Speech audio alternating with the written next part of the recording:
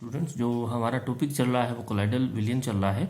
आज हम पढ़ेंगे कि प्यूरिफिकेशन ऑफ कोलाइडल सॉल्यूशन, यानी कोलाइडल विलयनों का परिशोधन। यानी को इसको में मैंने जो कोलाइडल विलयन होता है उसके अंदर जो अशुद्धियाँ होती हैं वो क्या होती है, विद्युत अपघट्य की होती है। विद्युत अपघट्य को अपने क्या कहते हैं, क्रिस्टलॉइड भी कहते हैं। तो ये जो विद्युत अपघट्य होता है बेटा, ये है ना आपका क्या है कि अर्धपारगम्य झिल्ली से पास आउट हो जाता है। लेकिन हमें पता है कि जो कोलाइडल विलयन है वो अर्धपारगम्य झिल्ली द्वारा विसरित नहीं होता, लेकिन विद्युत अपघट्य विसरित हो जाता है, लेकिन कोलाइडल विलयन जो है वो विसरित नहीं होता। तो मेनली हमें पता है कि कोई भी कोलाइडल विलयन होता है उसमें विद्युत अपघट्य की अशुद्धि होती है। यदि इसकी मात्रा अधिक हो जाए तो क्या हो जाता है, कोलाइडल विलयन जो है वो अवक्षेपित हो जाता है। अतः कोलाइडल विलयन में से इन इलेक्ट्रोलाइट को दूर करना आवश्यक होता है। अतः इसे ही हम क्या कहते हैं, कोलाइडल विलयन का शुद्धिकरण या प्यूरिफिकेशन ऑफ कोलाइडल सॉल्यूशन कहलाता है। तो इसके लिए दो तीन विधियां हैं। पहले जो सारे सिद्धांत इसी पर आधारित है कि जो कोलाइडल विलयन है वो अर्धपारगम्य झिल्ली से विसरित नहीं होता, लेकिन विद्युत अपघट्य जो होता है वो क्या हो जाता है, विसरित हो जाता है। तो पहला हमारा मेथड हो गया अपोहन, जिसको कहते हैं या क्या कहते हैं, डायलिसिस भी कहते हैं। अब डायलिसिस के अंदर क्या होता है, कोई भी अर्धपारगम्य झिल्ली में से विसरण द्वारा कोलाइड्स को कोलाइडल से पृथक करने की प्रक्रिया को क्या कहते हैं, डायलिसिस कहते हैं। कोलाइड्स क्या होते हैं, क्रिस्टलॉइड क्या होते हैं, क्रिस्टलॉइड वो होते हैं जो विद्युत अपघट्य होते हैं। विद्युत अपघट्य को आप क्रिस्टलॉइड भी कहते हैं। अर्थात क्रिस्टलॉइड जो होगा वो अर्धपारगम्य झिल्ली से विसरित हो जाएगा, लेकिन जो कोलाइडल है या कोलाइड जो है वो विसरित नहीं होगा। तो इस प्रक्रिया को अपने क्या कहते हैं, डायलिसिस कहते हैं। तो इस विधि में हम क्या लेंगे, कोई भी अर्धपारगम्य झिल्ली लेंगे, झिल्ली के अंदर कोलाइडल विलयन डाल देते हैं और डाल के इसको एक बीकर में लटका देते हैं। अब बीकर में लटकाएंगे, इससे क्या होगा, कोलाइडल में उपस्थित जो विद्युत अपघट्य या इसको अपने क्या बोलते हैं, क्रिस्टलॉइड भी कहते हैं। तो जो क्रिस्टलॉइड है वो बाहर निकल जाएंगे तथा क्या हो जाएगा, हमको ये हमारा जो सोल है या जो कोलाइडल विलयन है वो प्योर हो जाएगा। तो ये मैंने इसके अंदर एक डायग्राम बनाया है, ये इसको मैंने लटकाया है। ये क्या है, अर्धपारगम्य झिल्ली है, ठीक है। ये अर्धपारगम्य झिल्ली है, इसके अंदर जल है। यहाँ से हम क्या करते हैं, जल को प्रवाहित करते रहते हैं और यहाँ से जल को बाहर निकालते रहते हैं। ये आपका ये भी क्या है बेटा, जल है, ठीक है।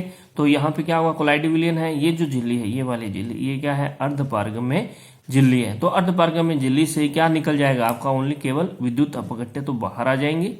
विद्युत अपघट्य क्या होगा, बाहर आ जाएगा और अंदर क्या रह जाएगा, शुद्ध कोलाइडल विलयन रहेगा। चूंकि ये पानी लगातार जो है वो बहता रहता है, अतः आपका क्या हो जाएगा, ये आसानी से इनके साथ बाहर निकाल लेते हैं। तो इस विधि को अपने क्या कहते हैं, डायलिसिस कहते हैं, ठीक है। दूसरी जो हमारी विधि है बेटा, इंपॉर्टेंट विधि है, मेन वही है इलेक्ट्रोडायलिसिस या विद्युत अपोहन। चूंकि ये जो डायलिसिस विधि है ये क्या होती है, एक स्लो प्रोसेस है, एक धीमा प्रोसेस है। तो धीमा प्रोसेस होने के कारण क्या होगा, कोलाइडल विलयनों का जो है उसको शुद्धिकरण में ज्यादा टाइम लगता है। तो उस टाइम को कम करने के लिए हम क्या करते हैं, इसके अंदर दो इलेक्ट्रोड लगा देते हैं, यहाँ पर और यहाँ पर दो इलेक्ट्रोड लगा देते हैं या इलेक्ट्रिसिटी। चूंकि विद्युत अपघट्य जो होता है उस पर क्या होता है, कोई न कोई आवेश होता है, आवेश होगा तो वो इलेक्ट्रोड द्वारा आसानी से आकर्षित हो जाते हैं। तो जिससे क्या होगा कि हमारे जो है अपोहन की जो क्रिया है वो क्या हो जाएगी, बढ़ जाती है। तो सिंपल वही है, चूंकि अपोहन की जो विधि है वो क्या है, एक धीमा प्रोसेस है। अतः डायलिसिस की प्रक्रिया तीव्र करने के लिए इसमें दो इलेक्ट्रोड लगा देते हैं। चूंकि जो विद्युत अपघट्य या जिसको अपने क्या कहते हैं, क्रिस्टलॉइड भी कहते हैं, आवेशित होते हैं, अतः आसानी से इन इलेक्ट्रोड द्वारा आकर्षित हो जाते हैं, जिससे डायलिसिस की प्रक्रिया क्या हो जाती है, तीव्र हो जाती है। जैसे ये मैंने एक डायग्राम आपको दिखाया है, ये लीजिए, ये डायग्राम है, बिल्कुल वही सेम डायग्राम है, सिर्फ इसमें हमने क्या यूज किया हुआ है, दो इलेक्ट्रोड लगा दिए, प्लस और माइनस, और इसको लाइट द्वारा या विद्युत द्वारा इसको जोड़ दिया। बाकी सब कुछ सेम है। इधर से जल प्रवाहित करते हैं और यहाँ से जल आपको बाहर निकल जाता है, ठीक है। और ये भी क्या है, आपकी अर्धपारगम्य झिल्ली है।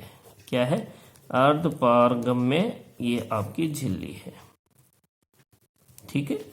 तो इससे क्या होगी, डायलिसिस की जो प्रक्रिया होती है वो क्या हो जाती है बेटा, तीव्र हो जाती है। बस इतना ही इसमें अंतर है।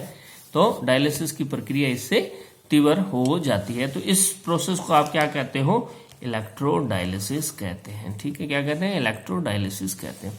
अब आगे बेटे इसके अंदर सूक्ष्म फिल्ट्रेशन।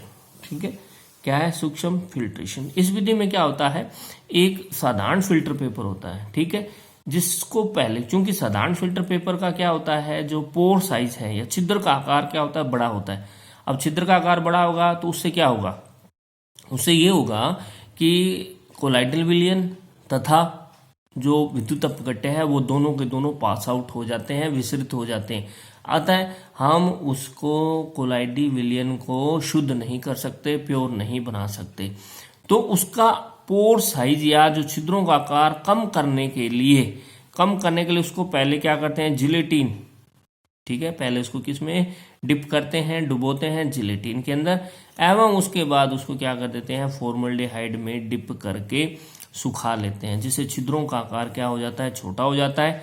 ये इसका आकार इतना छोटा हो जाता है कि यह इसमें से कोलाइडी जो विलयन है वो तो पास आउट नहीं होगा, वो तो विसरित नहीं होगा, लेकिन जो विद्युत अपघट्य की अशुद्धियां होती है वो क्या हो जाती है, उसमें से पास आउट हो सकती है। तो इस प्रकार के फिल्टर पेपर को क्या कहते हैं, इसका नाम दिया हुआ है ग्रेडेड फिल्टर पेपर कहते हैं। इन फिल्टर पेपर से केवल विद्युत अपघट्य के कण तो पास आउट हो सकते हैं, परंतु कोलाइडी सॉल्यूशन के नहीं हो सकते हैं। अतः इस प्रकार का जो फिल्ट्रेशन होता है उसको क्या कहते हैं, अल्ट्रा फिल्ट्रेशन कहते हैं। ठीक है, तो ये तो मेनली मुख्यतः हमारी 3 विधियां होगी कोलाइडी विलयन को पृथक करने की, जी कौन कौन सी इसमें आपकी विधियां होती हैं। ठीक है, और उसके बाद है हमारे इसके अंदर कोलाइडी विलयनों के गुण हो गए। ठीक है, कोलाइडी विलयन के कुछ गुण होते हैं।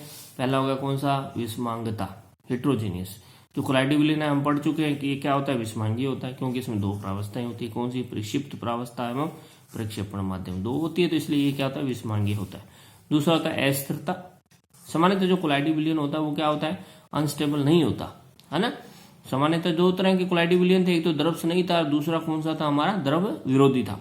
चूंकि द्रव स्नेही जो होता है वो तो स्थायी होता है, लेकिन द्रव विरोधी कम स्थायी होता है। ठीक है, परंतु इसके अंदर आप विद्युत अपघट्य मिला दो, थोड़ी सी मात्रा अगर मिला दे विद्युत अपघट्य की, तो ये क्या हो जाते हैं, स्कंदित हो जाते हैं। तो ये दूसरी इसकी प्रॉपर्टी होगी। पहले तो कौन सी होगी, विषमांगता होगी, दूसरी कौन सी होगी, अस्थिरता होगी। अब जो इसकी तीसरी विधि है बेटे, थर्ड जो प्रॉपर्टी है वो प्रॉपर्टी है, इसको हम बोलते हैं गतिक गुण। क्या बोलते हैं, गतिक गुण, या इसको बोलते हैं ब्राउनियन गति बोलते हैं। तो ब्राउनियन गति क्या है, 1827 के अंदर ये रॉबर्ट ब्राउन एक वैज्ञानिक था, इसने इसको खोजा था। इसके अनुसार क्या होते हैं, जो कोलाइडल के जो कण है वो लगातार इधर उधर अनिश्चित पथ पर गति करते रहते हैं। तो इस गति को क्या कहते हैं, ब्राउनियन मूवमेंट कहते हैं। यह होती किसके कारण है, प्रक्षिप्त प्रावस्था एवं परिक्षेपण माध्यम के कणों से लगातार टकराने के कारण होती है। ठीक है, तो प्रक्षेपण माध्यम और आपका प्रक्षिप्त प्रावस्था के जो कण है वो आपस में लगातार टकराते रहते हैं, जिससे इनकी जो दिशा है वो बदलती रहती है। तो जब दिशा बदलेगी तो आपके इसके अंदर क्या हो जाएगा, इनमें गति जो होती है वो भी परिवर्तित होती रहेगी, और जिसको अपने क्या कहते हैं, ब्राउनियन गति कहते हैं। तीसरा नेक्स्ट आपका इसका गुण है प्रकाशिक गुण। प्रकाशिक गुण के अंदर हमें ध्यान रखना है, यदि कोई बीम ऑफ लाइट है, किसी प्रकाश पुंज को कोलाइडी विलयन से गुजारा जाता है, तो उस लाइट के पाथ को, जो उस लाइट का जो पथ है उसको हम देख सकते हैं। तो इस प्रभाव को अपने क्या कहते हैं, टिंडल प्रभाव कहते हैं।